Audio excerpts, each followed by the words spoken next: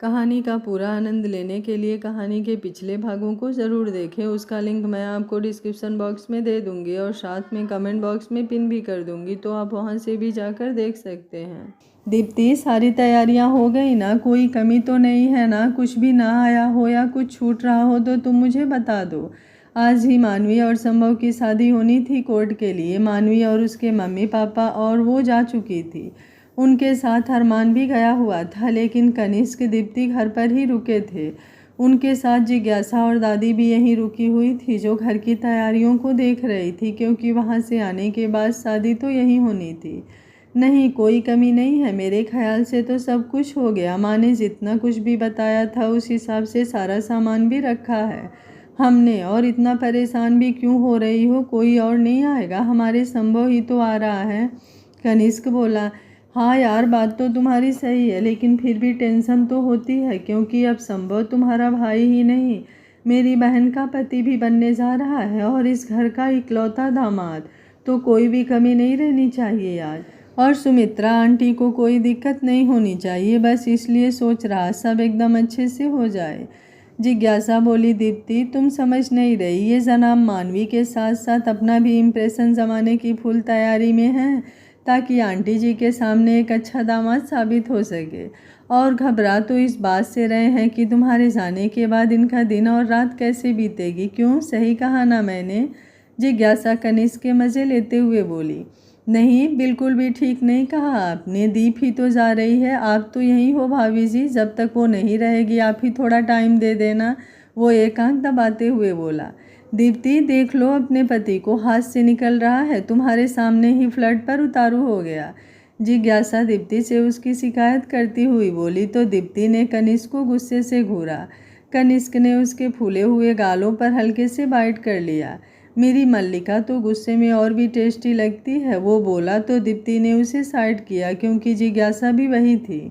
जिज्ञासा मुस्कुराते हुए वहां से चली गई। जाओ ना अब उसके ही पास, मैं आज चली जाऊंगी अपने घर, तो इतनी जल्दी आऊंगी भी नहीं। खूब कर लेना मज़े, वो अपना गाल सहलाते हुए बोली। अरे ये क्या बात हुई भला? एक तो तुम्हारी बहन तुम्हारे पति को तंग कर रही थी, तुम भी उसमें उसका ही साथ दे रही थी, और मैंने थोड़ा सा मस्ती कर ली तो नाराज़ हो रही। वो बेचारा सा मुँह बनाया। तुम जाकर बाहर की तैयारियां देखो और पंडित जी को कॉल करके देखो, अभी तक नहीं आए। मैं माँ को कॉल करके पता करती हूँ कि वो लोग निकले कि नहीं कोर्ट से। दीप्ति ने कहा, तो कनिष्क ने उसे बाहों में उठा लिया। कनिष्क, छोड़ो मुझे, वो उसे मारते हुए बोली। नहीं, पहले ये बताओ कि नाराज हो? नहीं हूँ यार, मस्ती कर रही थी मैं भी। अब उतारो, सब आते ही होंगे, वो बोले। मैं सब देख लूँगा। फिर तुम जाके वो ब्लैक वाली साड़ी पहन लो, बहुत हॉट लगती हो उसमें, वो उसे रूम में ले जाता हुआ बोला। शादी मानवी की है, मेरी नहीं, जो मैं सजने बैठूं। लेकिन सुहागरात तो हम मना ही सकते हैं ना, ताकि जल्दी से हमारा भी छोटू सा बेटू आ जाए, जो मानवी के बेबी का साथ दे, उसके साथ खेले। बड़ी जल्दी है तुम्हें कनिका को लाने की? कनिका, वो सवालिया निगाहों से उसे देखते हुए बोला। हमारी बेटी, कनिष्क की बेटू कनिका, वो उसके कुर्ते के बटन से खेलते हुए बोली। तो कनिष्क की मुस्कान बढ़ गई। अच्छा जी, मतलब मैंने अभी बेबी के बारे में बोला, और एक हमारी मल्लिका जान है, वो नाम तक सोच चुकी है हमारी बेटू का, लेकिन मुझसे कभी बताया भी नहीं। वो उसे रूम में लाकर उतारते हुए बोला। मैंने तो बेटे का भी सोचा है, अगर लड़का हुआ तो उसे अदीब बुलाऊंगी, बेटी का तुम्हारे नाम पर और बेटे का मेरा नाम पर नाम रखेंगे, वो बेख्याली में ही बोली। कनिष्क ने उसे कमर से पकड़कर खुद से चिपका लिया। पर पहले कनिका चाहिए मुझे, ताकि उसके साथ मिलकर तुम्हारी वाट लगा सकूं। अकेले होने पर तुम बहुत जुल्म करती हो मुझ पर, वो उसके बालों को कान के पीछे करता हुआ बोला। दीप्ति की सांसों में उथल पुथल मच गई उसकी बढ़ती करीबी से। अभी बहुत टाइम मिलेगा कनिका को लाने के लिए, लेकिन मानवी की शादी बार बार नहीं होगी। कनिष्क उसके होठों को छूने ही वाला था कि दीप्ति ने उसके होठों पर अपनी हथेली रखकर उसे रोक दिया। दीप, वो मुंह बनाकर बोला। नहीं ना, जाओ बाहर, मैं पहन लेती हूँ तुम्हारी वो फेवरेट ब्लैक साड़ी, लेकिन तुम जाकर बाहर देखो पहले, और पंडित जी को कॉल कर देना, वो कबर्ड की तरफ जाते हुए बोली, और उसकी तरफ फ्लाइंग किस उड़ा दी। वो मुस्कुराता हुआ हाथ में किस पकड़ने की एक्टिंग करता हुआ बाहर निकल गया। कुछ ही देर में वो लोग कोर्ट से वापस आ गए। कनिष्क ने डोर खोला। मानवी और संभव गले में माला डाले खड़े थे। उन्हीं के साथ आराधना, सुमित्रा जी, जीजू और आराधना की गोद में उसकी बेटी श्वेता जी और विवेक जी भी थे। वो लोग सीधा कोर्ट ही आए थे, उसके बाद अब घर आ रहे थे। प्रणाम आंटी जी, वो सुमित्रा जी के पैर छूता हुआ बोला। खुश रहो, उन्होंने उसके सिर पर हाथ रखते हुए कहा और सब अंदर आए। सारी तैयारियां हो चुकी थी। जिज्ञासा ने सबको अंदर बैठाया। तब तक अपनी साड़ी ठीक करती हुई सिर पर पल्लू डाले दीप्ति भी वहां पहुंच गई। दी, जीजू, वो आराधना और बाकी सबको देखते ही बोली और तेज कदमों से वहां आ गई। जीजू, वो धीरे से बोली और उनके गले लग गई। कैसी हो, उन्होंने प्यार से पूछा। तो वो अच्छी हूँ बोली और फिर आराधना की गोद से उसकी बेटी को ले लिया जो अब काफ़ी बड़ी हो गई थी। बस एंजल ही चाहिए ना तुझे, दी से तो कोई मतलब ही नहीं है। आराधना ने मुँह बिचकाया तो वो हंसते हुए उनके गले लग गई। मुहूर्त का समय हो गया है जजमान, पंडित जी बोले।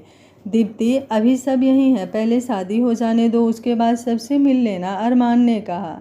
मानवी, ये लो तुम पहले जूस पी लो, बहुत देर हो गई है, तुम्हें कुछ खाए पिए, उसके बाद शादी में बैठना। जिज्ञासा जूस का गिलास मानवी को पकड़ाते हुए बोली तो मानवी ने जूस खत्म किया। उसके बाद दोनों की शादी होने लगी। सुमित्रा जी की नज़र तो घर में ही चारों तरफ दौड़ रही थी। इतना बड़ा घर था ये, ऐसा तो उन्होंने बस सुना था, आज पहली बार देख रही थी। संभव और मानवी को उनकी जगह पर बैठा दिया गया और शादी के मंत्र शुरू हो गए। आज वो एक अटूट बंधन में बंध रहे थे, सबके आशीर्वाद से और सबकी खुशी से।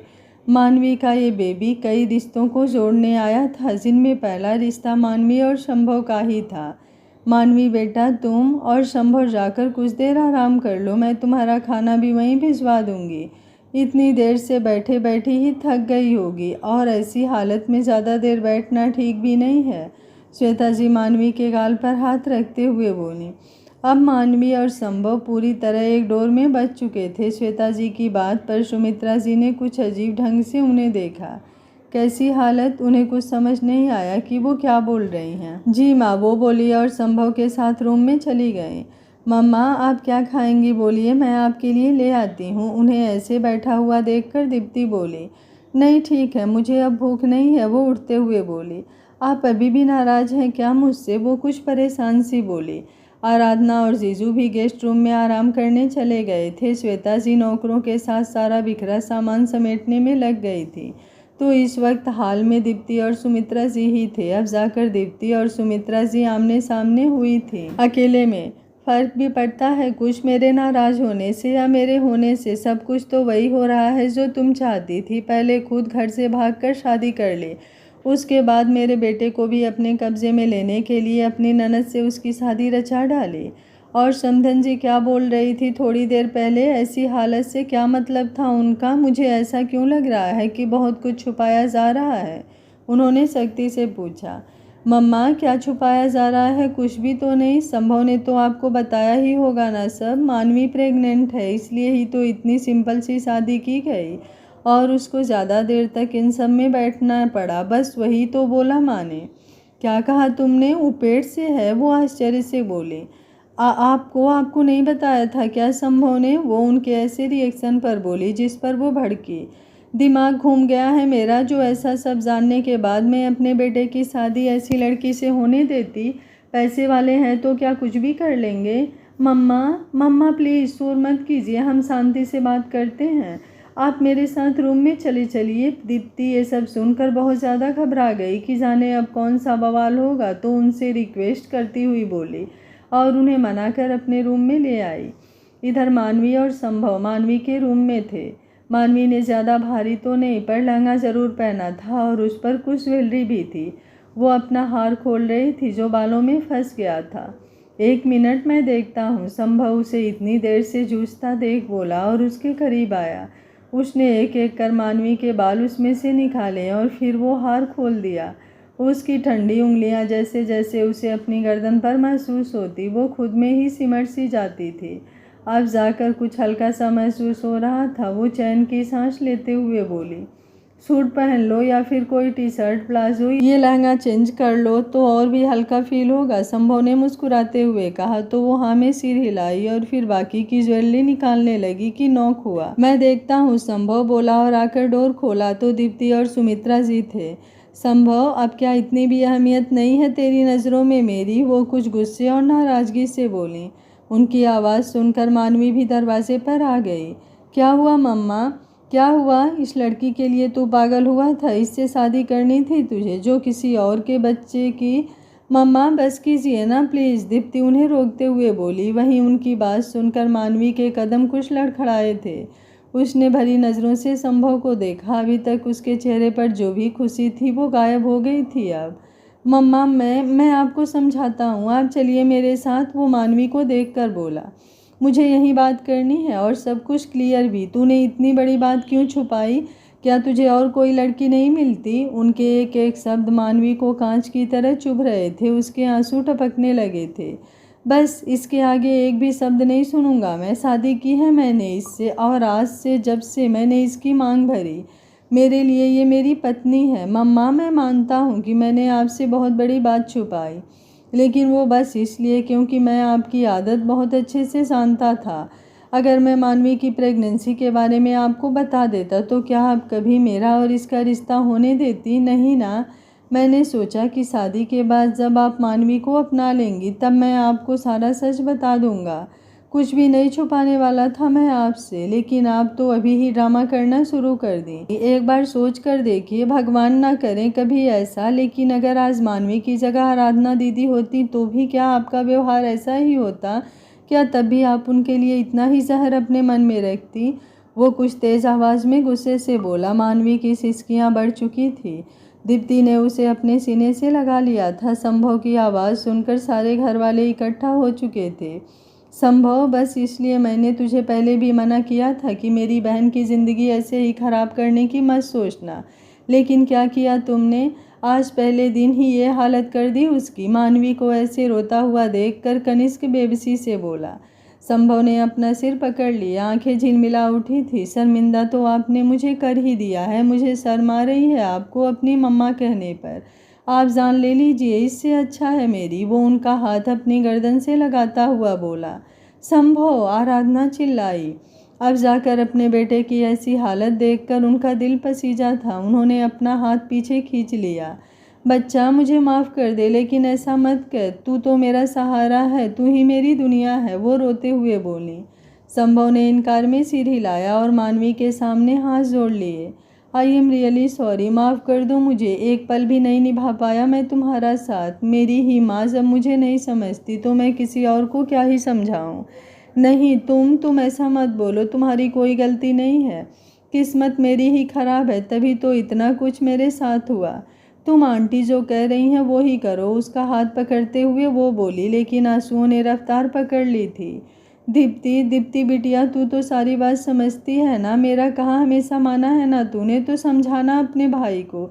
मैं कुछ नहीं बोलूँगी अब से, वो ऐसा ना कहे ना, और ऐसा ना करे। अगर उसे मानवी और उसका बच्चा चाहिए तो मुझे भी कोई दिक्कत नहीं होगी। मैं उसे अपनाने की पूरी कोशिश करूँगी, लेकिन वो ऐसे ना रोए, मेरा दिल छलनी हो रहा है। उनकी बातों में पछतावा साफ जाहिर हो रहा था। दीप्ति ने संभव के सिर को सहलाया। उससे नहीं देखा जा रहा था ये सब। संभव, वो मम्मा है हमारी, एक चांस दे दो उन्हें प्लीज़ बच्चा। संभव बेटा, अगर किसी को दिल से पछतावा हो अपनी गलती का तो हमें उसे माफ़ कर देना चाहिए। सारे गिले शिकवे दूर करके एक नई ज़िंदगी की शुरुआत करो बेटा, विवेक जी उसे समझाते हुए बोले। दादी बोली, हाँ बेटा, एक माँ का दिल कभी भी अपने बच्चों का बुरा नहीं चाहता। भले ही तुम्हारी माँ में लाख बुराइयाँ रही हो, लेकिन उसे अपनी गलती तो समझ आ रही है। वो शर्मिंदा है। उसने दीप्ति को देखा जो हाँ में सिर हिला रही थी। सुमित्रा जी ने अपनी बाहें खोल दी और मानवी और संभव को अपने सीने से लगा लिया। आज सही मायने में वो सुधर चुकी थी। मम्मा, क्या मुझे भी थोड़ी सी जगह मिलेगी? दीप्ति ने पूछा तो उन्होंने मुस्कुराते हुए हाँ में सिर हिलाया और आगे बढ़कर उसका सिर चूम लिया। मानवी का बेबी आज पूरे परिवार को जोड़ चुका था, उसके बिना शायद ये ना हो पाता। दीप्ति सबसे फ्री होकर रूम में आई। कनिष्क कभी नहीं था रूम में। कुछ देर सोच विचार के बाद उसके चेहरे पर मुस्कुराहट दौड़ गई। आज तो जनाब को कुछ झटका देना बनता है। मिसेस दीप्ति कनिष्क यदुवंशी, वो खुद से ही बोली। लगभग आधे घंटे बाद कनिष्क रूम में आया। रूम का डोर लगा हुआ था। अरे ये बंद क्यों है? दीप तो आ गई थी ना पहले ही, वो बोला और डोर पुश किया तो वो खुल गया। बिल्कुल अंधेरा था और उसे अंधेरे के बीच जुगनुओं की तरह बीच बीच में हल्की लाइट जगमगा रही थी। उसके चेहरे पर कुछ हैरानी भरे भाव आए, साथ ही वो होठों को दांतों तले दबाते हुए मुस्कुरा गया और रूम का डोर बंद कर दिया। तभी अचानक से मोमबत्तियां जल उठी और ताजगी की महक सी उठी। उसने अपने होश संभालते हुए पीछे देखा। बिस्तर उसके पसंदीदा तरीके से सजा हुआ था और वहाँ पर भी लाइट्स और लड़ियाँ लटक रही थी। दिस इज़ नॉट फेयर जान, इतना सब कुछ किया मैंने और अभी तक मुझ पर ही ध्यान नहीं गया तुम्हारा। दीप्ति की शिकायत भरी आवाज़ आई तो उसने चेंजिंग रूम की तरफ नज़र घुमाई। वाइन कलर की नेट की साड़ी पहने तरीके से तैयार हुई वो वहाँ हाथ बांधे खड़ी थी। उसकी वो छोटी सी नाक कुछ लाल हुई थी नाराज़गी की वजह से और गाल फूल गए थे। उसने मुस्कुराते हुए अपने कदमों को आहिस्ता आहिस्ता उसकी तरफ बढ़ाया और फिर उसके करीब पहुंचकर उसको नज़रों में भरते हुए उसकी गर्दन पर अपने बाजुओं को लपेट दिया। क्या इरादा क्या है आज मेरी मल्लिका का? ये सब कुछ देखकर तो कुछ ठीक नहीं लग रहा मुझे, या फिर मैं ही गलत रूम में आ गया हूँ? कहीं ये जिज्ञासा का रूम तो नहीं ना? दूर हटो मुझसे, बस हर वक्त किसी और को ही ढूंढते हो। अब तुम्हें ना मुझ में इंटरेस्ट ही नहीं रहा। पहले कितना कुछ करते थे और आज मैंने टाइम पाकर सारी अरेंजमेंट की ताकि तुम खुश हो जाओ। वैसे भी इन दिनों हम इतना क्लोज नहीं हुए, दूर ही थे साथ रहकर भी। लेकिन नहीं, तुम्हें तो बस कोई और ही अच्छा लगता है। वो उसका हाथ अपनी गर्दन से हटा दे।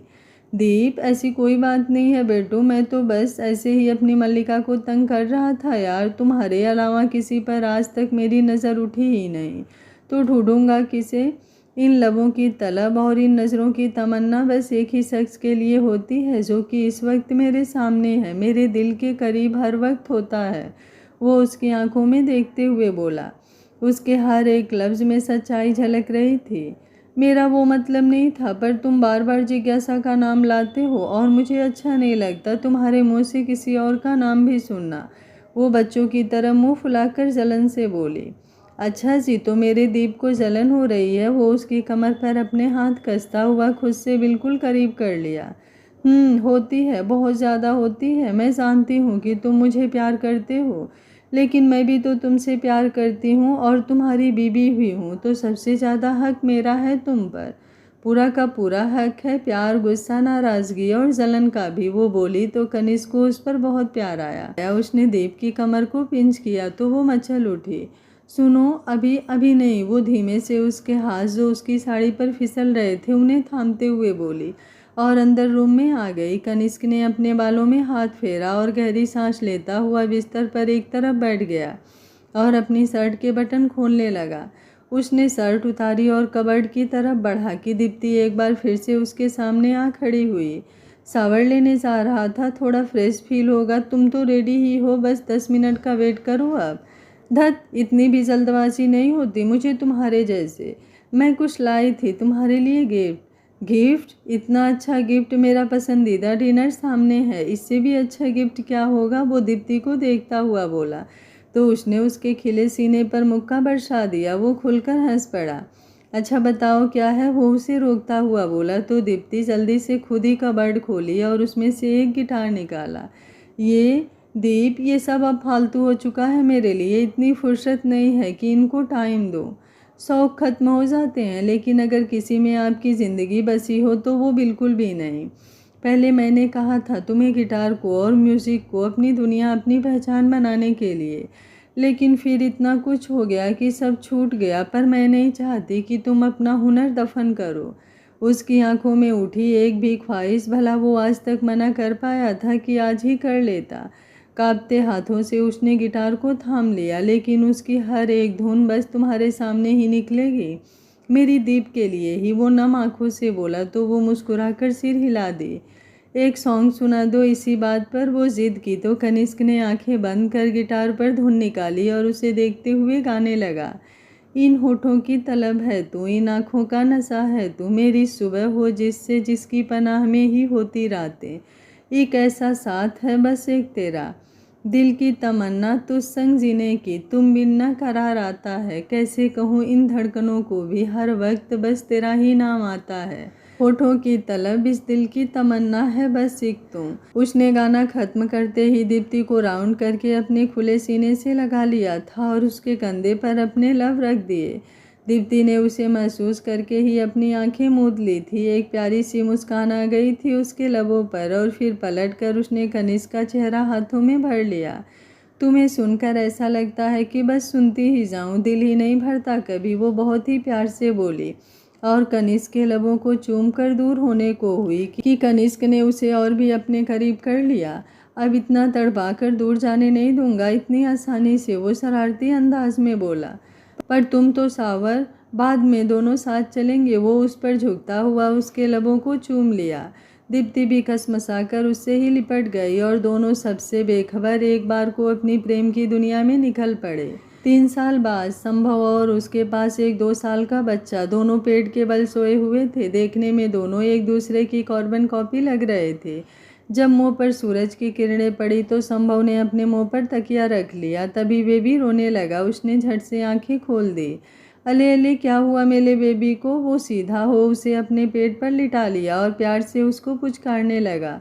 बेबी रोना बंद कर चुप संभव को देखने लगा, जो तरह तरह के मुंह बना रहा था ताकि बेबी चुप हो जाए। बेबी ने उसकी नाक पर अपने छोटे छोटे हाथों से खरोच लिया। शैतान, अपने ही पापा के साथ कोई ऐसा करता है क्या? मानवी, जो अभी ही वहाँ आई थी, वो बेबी को उसके ऊपर से हटाती हुई डांट लगाने लगी। ओए, मेरे बच्चे को डांटा तो अभी ले जाके मम्मा के सामने खड़ा तक कर दूंगा, फिर उनसे डांट खाना तुम। संभव उठकर बैठते हुए बोला और बेबी को वापस से अपनी गोद में ले लिया। अच्छा जी, मुझे डांट पड़वाओगे? इस शैतान ने जो तुम्हारी नाक पर खरोचा उसका क्या? देखो कैसे हल्का हल्का ब्लड आ रहा है, एकदम लाल हो गई है। वो उसकी फिक्र करते हुए बोली। इससे ज़्यादा निशान तो इसकी मम्मा देती हैं मुझे, रुको दिखा रहा हूँ। वो अपनी शर्ट के बटन खोलने लगा तो मानवी ने एक पिलो उसे दे मारा। उसके गाल लाल हो उठे थे। वहीं संभव और बेबी दोनों ही खिलखिला उठे। तुमसे तो बात करना ही बेकार है, मैं जा रही हूँ बाहर। जब बेटे के साथ खेलकर जी भर जाए तो आ जाना। वो उठने को हुई कि संभव ने उसे कमर से पकड़कर करीब खींच लिया। अरे गुड मॉर्निंग किस तो देती जाओ, मानव्य की मम्मा, वो शरारती अंदाज में बोला। मम्मा मम्मा, मानव्य भी बोला। तब संभव ने बेबी की आंखों पर हाथ रख दिया और मानवी के लबों को चूम लिया। बेबी, जब आप अपनी दादी के पास जाओ, वो आपकी मम्मा आपके पापा की हेल्प कर दे। कुछ पल बाद संभव मानव्य की आंखों से हाथ हटाता हुआ बोला। ओते पापा, वो संभव के गालों को चूम कर बाहर भाग गया। मानवी ने उसे घूर कर देखा तो वो मुस्कुरा दिया। मानवी और संभव की शादी के बाद अरमान ने यही कोलकाता वाला अपना वाला घर उन्हें दे दिया था, तो वो अब यहीं रहने लगे थे और संभव भी उन्हीं के साथ काम भी करने लगा था। दीप, देखो मेरी बेटी है ना, तो मुझे दो, पहले मैं इसे गोद में लूँगा। नहीं, मैं चाचू हूँ अपनी कनिका का, तो ये पहले मेरी गोदी में ही आएगी। क्यों कनिका बेबी? अभी कल ही दीप्ति की डिलीवरी हुई थी और आज दीप्ति और बेबी घर आई थी और आते ही अरमान और कनिष्क में लड़ाई शुरू हो गई थी कनिका को लेकर। बच्चे नहीं रह गए तुम दोनों जो एक बेबी को गोद में उठाने के लिए ऐसे लड़ाई कर रहे हो? विवेक जी उन्हें डपटते हुए बोले और खुद कनिका को उठा लिया। मेरी पोती है तो सबसे पहले मेरे साथ खेलेगी ये, वो बोले। दादी देखो, पापा ने चीटिंग की है, कनिष्क उनसे शिकायत करता हुआ बोला। हे भगवान, बच्चे के आते ही आप सब तो जैसे पागल हो गए हो। दीप्ति बेटा तू चल चल के अपने रूम में आराम कर, इन्हें लड़ने दे। श्वेता जी दीप्ति को सहारा देकर सोफे से उठाते हुए बोली। माँ आप रहने दीजिए, मैं लेकर जाता हूँ उसे, कहते हुए कनिष्क ने उसे उठा लिया। कनिष्क, वो धीमे से उसे आँख दिखाती हुई बोली। डराओ मत, मुझे डॉक्टर ने बहुत ज़्यादा ध्यान रखने को बोला है, तो अब से बहुत ज़्यादा ही सावधानी बरतनी होगी तुम्हें 1 महीने तक, वो उसे लेकर जाता हुआ बोला। जिज्ञासा उन दोनों को ऐसे देखकर मुस्कुराई। वो अपने रूम से अभी बाहर ही निकली थी और बच्ची को देखकर खुश हो थोड़ा तेज कदम बढ़ाए कि एक चीख के साथ वो गिर पड़ी। जिज्ञासा, अरमान उसे देखते ही चिल्लाया। वो भी प्रेग्नेंट थी, 9वां महीना लग गया था उसका और पैर फिसलने से वो गिर गई। अरमान भागकर उसके पास पहुंचा और उसका सिर अपनी गोद में रखा। अरमान, अरमान जी बहुत दर्द हो रहा है हमारा बेबी, वो पेट पर हाथ रख कर रोते हुए बोली। कुछ नहीं होगा बहू, तुझे और बच्चे को हिम्मत रख, दादी बोली और अरमान से उसे उठाने को कहा। अरमान ने जल्दी से उसे उठाकर गाड़ी में बैठाया। कनिष्क भी वहाँ दौड़ता हुआ आया। माँ, आप कनिका और दीप के पास रुकिए, मैं अरमान के साथ जाता हूँ। दादी आप भी चलिए, वो बोला और जल्दी से गाड़ी स्टार्ट की।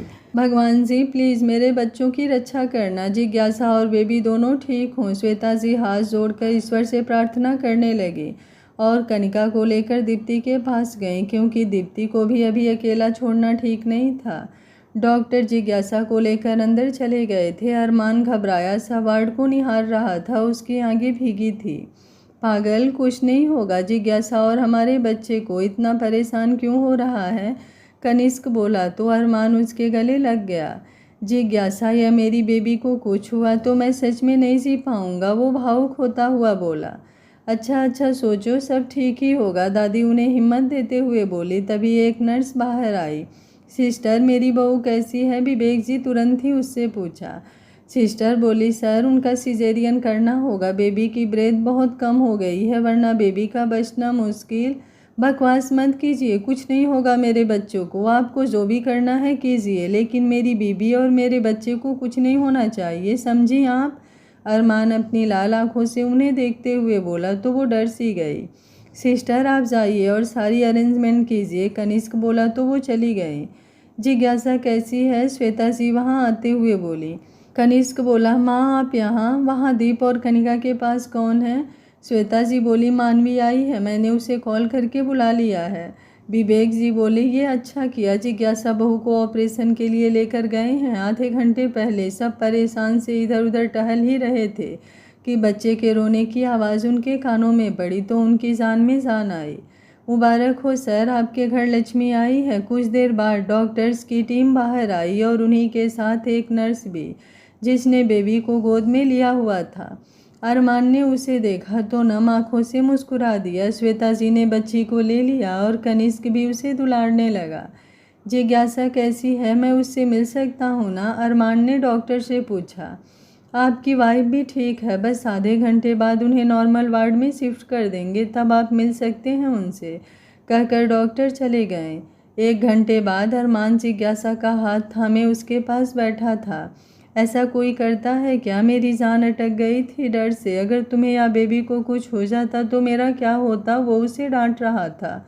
बच्ची आई नहीं कि आपका प्यार मेरे लिए ख़त्म हो गया, जो डांटने लगी मुझे, वो मुंह बनाकर बोली तो अरमान थोड़ा सा मुस्कुराया और उसके सिर को चूम लिया। कभी नहीं ख़त्म होगा तुम्हारे लिए मेरा प्यार। इधर दीप्ति घर पर परेशान हो रही थी जिज्ञासा के लिए। मानवी, तुम अपने कनिष्क भाई को कॉल करके देखो ना, वरना हम भी हॉस्पिटल चलते हैं, वैसे भी मेरा मन वहीं के लिए परेशान है इतना, दीप्ति बेचैन सी बोली। भाभी आप चिंता मत कीजिए, सब अच्छा ही होगा, और मैंने भाई को कॉल किया लेकिन वो रिसीव ही नहीं कर रहे हैं। बुआ दे तो तनिता ने दिला दिया मुझे, मानव्य अपनी तोतली जुबान में बोला। छोटे उस्ताद, आपकी बहन आपको बहुत प्यार तलती है ना, इसलिए कनिष्क उसके पास आता हुआ उसकी नकल करते हुए बोला। तो मानवी ने चिढ़कर कनिष्क को देखा। भाई आप मेरे बेटे की नकल मत कीजिए। ओते ओते भाभी, मानवी अब दीप्ति को पुकारी। अरे यार बंद करो लड़ना और ये बताओ जिज्ञासा कैसी है? दीप्ति ने पूछा तो कनिष्क मुस्कुराता हुआ बोला, बिल्कुल ठीक है अब, और वो अरमान साला, उसने शादी भी साथ की, बच्चा भी साथ, और बेटी भी मेरे साथ ही लाया। उसके बोलने के अंदाज पर दीप्ति और मानवी हंस पड़ी। मिली तू शीतल, मानव्य अपने मुंह पर हाथ रखता हुआ बोला तो उसकी नौटंकी देखकर कनिका ने हंसते हुए उसे अपनी गोदी में बिठा लिया और उसके दोनों गालों को चूमते हुए हाँ में सिर हिलाया और एक हाथ से अपनी लाडू कनिका का डायपर चेंज करने लगा। ओफो बंद कर यार रोना, और कितना चिल्लाना है तुझे? मानवी परेशान हो चुकी थी मानव्य के रोने से, लेकिन वो था कि चुप ही नहीं हो रहा था। उसे डांटने पर वो और तेज चिल्लाने लगा। मानव्य बेटा प्लीज़ चुप हो जाओ ना, वो अब प्यार से उसकी गोदी लेकर टहलाने लगी। मानवी क्या हुआ बेटा, क्यों रो रहा है ये इतना? श्वेता जी मानवी के पास आकर बोली। जिज्ञासा को हॉस्पिटल से डिस्चार्ज मिल गया था, आज ही वो लोग घर आए थे। माँ, इसे संभव चाहिए और वो अब इतनी रात को कहाँ आएंगे? उनके पास ही सोने की आदत है इसकी। उन्होंने बहुत बिगाड़ दिया है इसे। ऑफिस से आते नहीं कि बस यही दिखता है। जब तक घर रहेंगे इसके साथ ही मस्ती, और ये उनसे दूर है इसलिए शायद उन्हें याद कर रहा है। वो उसका सिर सहलाते हुए बोली। तो श्वेता जी को रश्क हुआ अपनी मानवी की किस्मत पर। मानव्य संभव का अपना बच्चा नहीं था, फिर वो उसे इतना प्यार करता था जितना कि शायद कोई अपने बच्चे को भी ना करे। पूरे 2 साल का हो गया था मानव्य, लेकिन आज तक कभी भी संभव ने उसे डांटा तक नहीं था। बच्चे होते ही ऐसे हैं, जहाँ ज़्यादा प्यार मिलता है उसी से घुल जाते हैं। और संभव तो जान है मानव्य की, श्वेता जी ने मुस्कुराते हुए कहा और मानव्य की अपनी गोद में ले लिया। आज मेरा मानव्य अपनी नानी के पास सोएगा ना? वो उसे दुलारते हुए बोली। नहीं, मेले तो बच, मेले पापा चाहिए। मानवी का फ़ोन बजने लगा। उसने जल्दी से कॉल रिसीव की। क्या बात है, अभी तक सोई नहीं क्या? रात के 1 बज रहे हैं। तुम्हारा बेटा सोने देगा मुझे? वो रुआंसी सी हो गई। क्या हुआ? क्या कर दिया मेरे बेटे ने ऐसा? और तुम रोने क्यों लगी? वो ठीक तो है ना? ठीक है, लेकिन मुझे परेशान करके रख दिया। पहले कनिष्क भाई के पास सोया था, मैं इसे ले आई ताकि उन्हें डिस्टर्ब ना करे। और कनिका भी छोटी है, उसे भी संभालने में भाभी थक जाती होंगी। और ये थोड़ी देर बाद जग गया, तब से पापा पापा की ही रट लगाए है, चुप ही नहीं हो रहा। टेंशन मत लो और तुम शांत रहो, मैं आता हूँ, बस 5 मिनट दो मुझे। इतनी रात को? तो क्या हुआ? अपने बच्चों को ऐसे रोता हुआ छोड़ दूँ? दोनों बच्चे मुझसे दूर नहीं रह सकते। वो बोलता हुआ फ़ोन रख चुका था। मानवी उसकी बात पर हंस पड़ी और बाहर आई, जहाँ मानव्य बाबू अपने अरमान मामू के साथ खेल रहे थे। वहीं कनिष्क भी उससे बातें किए जा रहा था। उनके पास ही नन्ही कनिका लेटी टुकुर टुकुर सबको देख रही थी, अपनी हथेली को मुंह में डाले हुए।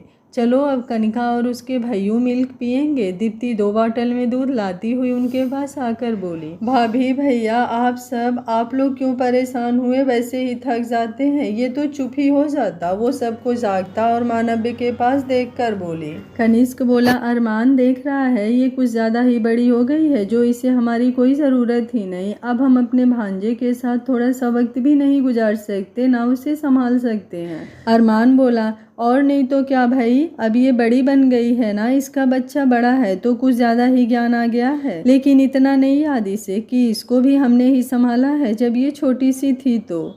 उनकी बात सुनकर मानवी ने दीप्ति को देखा और उसके गले से लटक गई। क्यों तंग कर रहे हो सब मेरी प्यारी सी भाभी को? वो मानवी का गाल खींच कर बोली। भाभी, आप मुझे भाभी मत बोलो, वो मुंह बनाते हुए बोली। क्यों भाई, मेरे भाई से शादी की है तूने और मैं भाभी भी ना बोलूं? अब दीप्ति उसे छेड़ते हुए बोली। तुप लो, थाले बड़े लोग इकट्ठा होते हो तब मेले को भूल जाते हो, और मेरी कनिका को भी नहीं। देख ले, मैं मेरे पापा से छप शिकायत कर लूँगा। वो आपस में बात कर ही रहे थे कि अपनी कमर पर हाथ रखकर मानव्य सबको घूरता हुआ बोला। मामी ने तो कुछ नहीं किया, मामी तो बस मानव्य और कनिका का मिल्क लाने गई थी ना, तो आप बस अपने मामू की शिकायत करना। उसकी मासूम बातों को सुनकर सब हंस पड़े थे। वहीं दीप्ति उसका दूध का बॉटल टेबल पर रख कर उसे उठाकर सोफे पर बैठाते हुए बोली। नहीं, आप भी तो मम्मा थे, बात कर रहे थे, मिले थे नहीं? अच्छा, तो मामी अब आपसे पूरी रात बातें करेंगी, ओके बच्चा? कनिष्क ने मानव्य के गालों पर पुच्ची करते हुए कहा। मामी नहीं, बुआ है वो मानव्य की। संभव की आवाज़ सुनते ही मानव्य सोफे से कूदा और भागते हुए उसके ऊपर चढ़ गया। संभव, तुम इस समय? अरमान ने घड़ी देखते हुए पूछा। हाँ, वो मानवी को कॉल किया था तो पता चला मेरे शैतान से बच्चे ने मेरी मानवी को परेशान कर रखा है, रो रहा है तो मुझसे रुका नहीं गया। वो अंदर आते हुए बोला। देख लो, इसे कहते हैं प्यार, और एक तुम हो जिसे नींद के आगे कुछ दिखता ही नहीं है। दीप्ति ने मुंह बनाकर कनिष्क को सुनाया, जो कि कनिका को गोद में लिए उसे खिला रहा था। अच्छा, बिना नींद छोड़े ही ये आ गई? वो शरारती अंदाज में बोला, जिस पर दीप्ति ने उसे आंख दिखाई। मेरे पापा मेले को बहुत प्यार करते हैं, वो संभव की गर्दन पर अपने छोटे छोटे हाथ कसता हुआ बोला तो मानवी मुस्कुरा उठी। संभव भी सबके साथ बैठ गया। अरमान जिज्ञासा को देखाओ एक बार, उसे कोई ज़रूरत तो नहीं? और तुम भी जाकर आराम करो बेटा, इतने दिन हॉस्पिटल में भी नहीं सोए ठीक से। श्वेता जी अरमान के कंधे पर हाथ रखते हुए बोली। जी माँ, वो बोला और कनिका के गाल को प्यार से छूता हुआ जाने लगा। अरमान, ये दूध की बोतल लेते जाओ, अगर बेबी जागी तो उसे पिला देना, जिज्ञासा को परेशानी नहीं होगी इससे, दीप्ति ने दूसरी बोतल उसे देते हुए कहा। थैंक यू दीप्ति, इस हालत में भी जिज्ञासा का इतना ख्याल रखने के लिए। कनिका इतनी छोटी है फिर भी तुम उसके साथ साथ जिज्ञासा और बेबी का भी इतना ध्यान रखती हो, वो बॉटल लेते हुए बोला। बस हाँ, बड़े आए थैंक यू बोलने वाले, वो बहन है मेरी और बच्ची की मासी भी हूँ मैं, चाची के साथ तो ध्यान कैसे नहीं रखूँगी, वो मुस्कुराते हुए बोली। तो उसने सिर हिलाया और रूम में चला गया। और छोटे उस्ताद तो अपने पापा की गोद में आते ही सो गए थे। कनिष्क बोला, संभव कैसा चल रहा है, सब ठीक है ना? संभव बोला, जी जीजू सब बढ़िया है, ऑफिस में फ़िलहाल तो कोई ख़ास काम नहीं, लेकिन जितना मुझसे हुआ मैंने सब संभालने की कोशिश की है, बाकी कल से आप चल ही रहे हैं तो सब एक बार चेक कर लेना। कनिष्क बोला, चेक करने की कोई ज़रूरत नहीं है क्योंकि मुझे तुम पर पूरा भरोसा है। दीप्ति जम्हाई लेते हुए संभव से बोली, संभव जाओ तुम दोनों भी आराम करो, देखो मानव भी सो गया है और काम की बातें कल करना, 3:30 बज गए हैं, रात के सुबह होने को हैं। उसके कहने पर मानवी और संभव भी चले गए और दीप्ति कनिष्क भी अपने रूम में आ गए। कनिका को बिस्तर पर लिटा दिया कनिष्क ने। दीप्ति ने दोनों को देखा और कनिका की नन्ही हथेली को चूमते हुए कनिष्क के होठों को छू लिया। बड़ा प्यार आ रहा है आज मल्लिका को, कनिष्क मुस्कुराते हुए उसे थामते हुए बोला।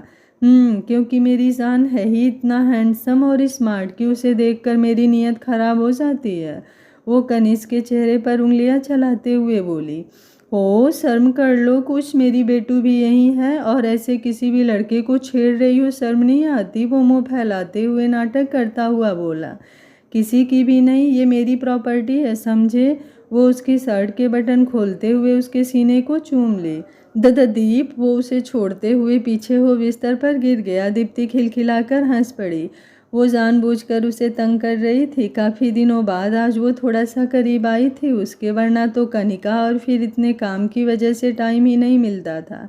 जिज्ञासा के साथ रहते हुए काफ़ी रोमांटिक हो गई हो ना, वैसे मुझे ये मोड पसंद तो आया लेकिन मेरी दीप वाली फीलिंग नहीं आई, तुम शर्माते हुए ही ज़्यादा अच्छी लगती हो, वो उसकी हथेली पकड़कर उसे भी अपने पास गिराते हुए बोला। तो वो मुस्कुरा दी। कनिष्क ने उसको अपनी गहरी नज़रों से देखा और उसके लबों को कसकर चूम लिया, फिर पास में लेटी कनिका के सिर पर हाथ फेरा। मुझे लगता था तुम बाकी ही रह जाओगी मुझ में और मैं अधूरा ही ख़त्म हो जाऊंगा, लेकिन देखो हमारा प्यार जीत गया और उसकी निशानी ये है हमारी कनिका। उसकी आंखें कुछ नम सी हो गई थी। ये कहते हुए दीप्ति ने ये सुनकर उस पर अपनी पकड़ कस दी। जिसके पास इतना प्यार करने वाला हो उसकी किस्मत भी बदल जाती है, उसे भी हारना पड़ता है और शायद मेरी तकदीर भी हार गई तुम्हारे प्यार के आगे, क्योंकि मुझ जैसी तो बहुत मिल जाती हैं तुम्हें, लेकिन तुम्हारे जैसा कोई नहीं और तुम मेरी ही तकदीर में थे। मैं नहीं कर सकती उतना प्यार जितना तुमने मुझे किया है, दीप्ति बोली और कनिष्क के सीने से लग गई। कनिष्क ने भी उसे अपने आलिंगन में भर लिया और सुकून से आंखें बंद कर ली। ये छोटी सी प्यारी सी और पारिवारिक कहानी आप लोगों को कैसी लगी? आज कहानी का लास्ट पार्ट है तो आप लोग कमेंट करने में कंजूसी बिल्कुल नहीं करना कि पूरी कहानी आप सभी को कैसी लगी। अगर कहानी अच्छी लगी है तो वीडियो को लाइक शेयर कर दीजिएगा और चैनल को सब्सक्राइब कर लीजिएगा ऐसी प्यारी प्यारी और इंटरेस्टिंग कहानियाँ देखने के लिए। Thank you for watching. मिलते हैं अगली दूसरी कहानी के साथ, तब तक स्वस्थ रहिए, मस्त रहिए और अपना ख्याल रखिए।